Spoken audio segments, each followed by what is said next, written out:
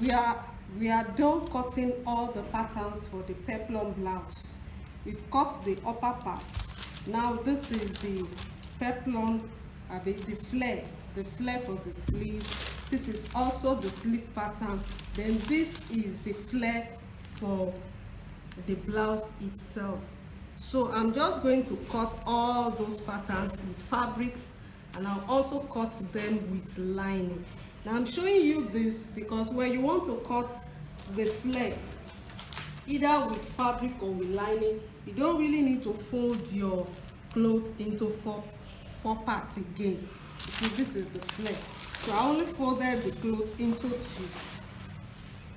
You understand? Just fold it into two. Make sure the folded edge is here, then you place the pattern on it like this, on the edge. You place it on the edge like this, and then you will cut it. That's all you need to cut. So I'm just going to cut this piece now.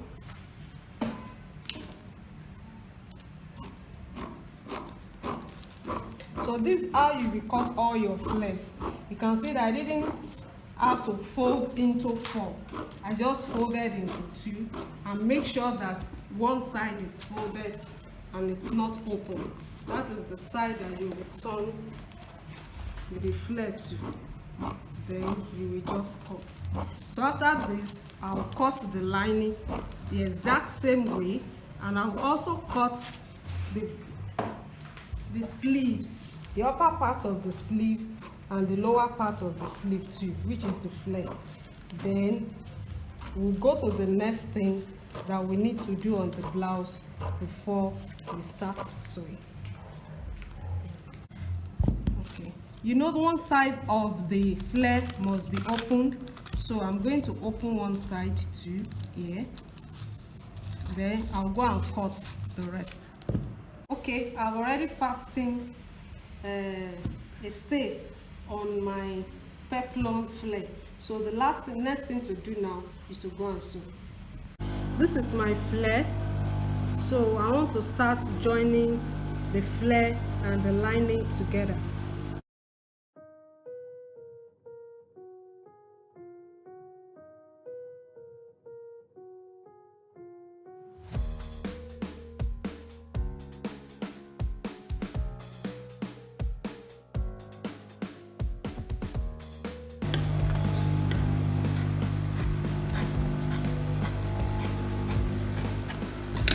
So I have finished sewing the lower part, then I'm going to sew the side too.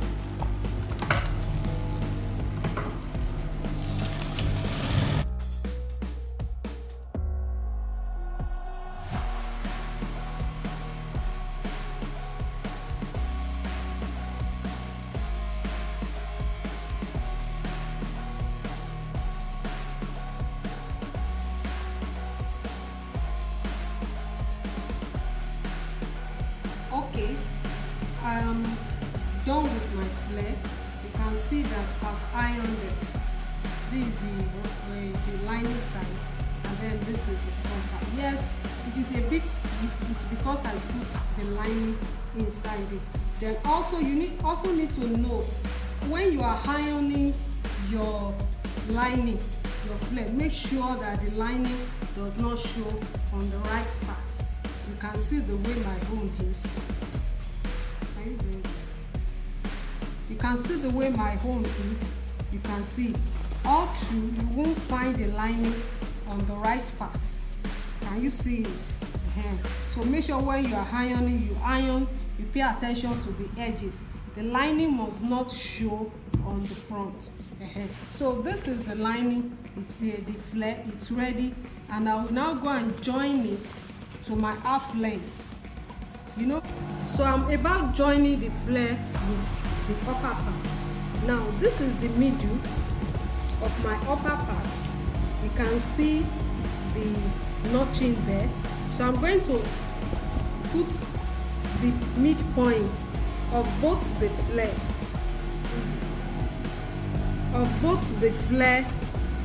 and the upper part. I'll put it together and then I'll notch it, I'll pin it. So when I start sewing, I'll know that my middle is aligned. Then if you need to pin the other parts too for ease of sewing, you can also pin it together. You can pin both the flare and the cloth together. In fact, as I have pinned the center, I'm going to start sewing from the center because I don't want any side to be longer than the other. I want my work to be centralized. That's the best way to sew. So I'm going to start from the center. I will sew this one to one side, then I will sew the second one to the other side.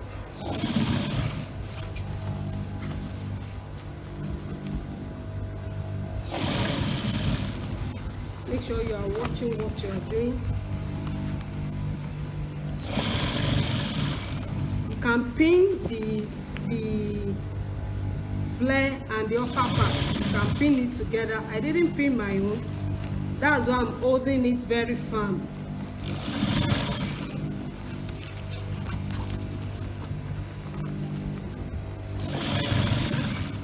You can see that it's like I'm going to have a little excess here. That's the purpose of centralizing it.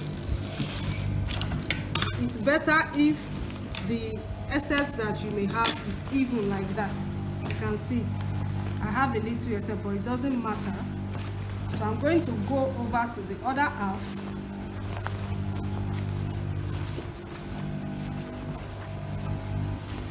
Then I'll sew it too.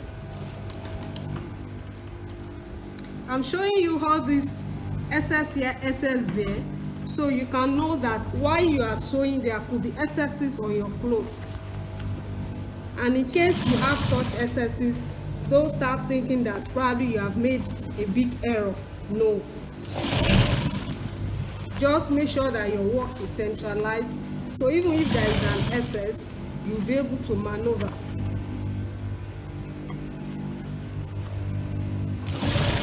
Pay attention.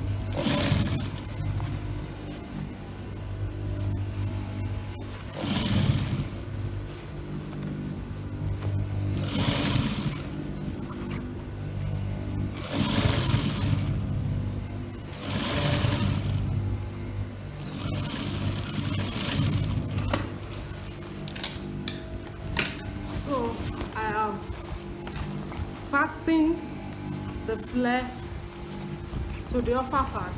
So the last thing I'm going to do now is to fix my zip. I'll go and iron it together like this. The other side too, I'll iron it. Then I will fix my zip. You can see what is on the flare.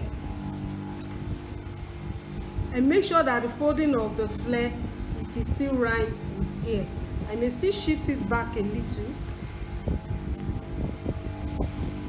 Like this. I'm showing you all this so you can pay attention to details. I can shift it back like this. Make sure it is straight with the zipper allowance that we have ironed before. You can see it. So I'll iron the other side along with it like this, and then I'll fix the zipper. Okay, I have already ironed my blouse with the flare on it.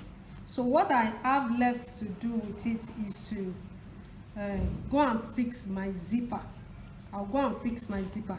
Now observe these things. The edge must be equal, the mid part too. This side, the joining must be equal. Then the lower side too, this side must be equal. You understand? So if you are going to iron, make sure you iron your own too. Let it be like this. Then after all these three are equal, then you are ready to go and fix your zipper.